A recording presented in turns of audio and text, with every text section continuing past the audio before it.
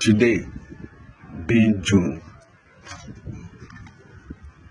today being June 23, this is my morning tea right inside my compound with gate, right inside a place that has security gate, a place where I pay security fee every month, a place where this compound pays a whopping 12,000 naira every month for security fee only.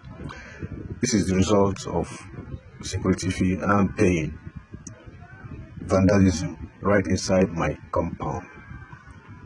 2 cars being vandalized this Sunday morning. Who do I run to in this trying time? Someone start looking for brain boxes and power buttons right inside your compound where you feel you are secured. You are not on the street, you are parked right inside your compound, and the security man connive with criminals to come and stay right inside where he's supposed to be securing. I don't know what to do. Don't know. Just terrible. Fed up.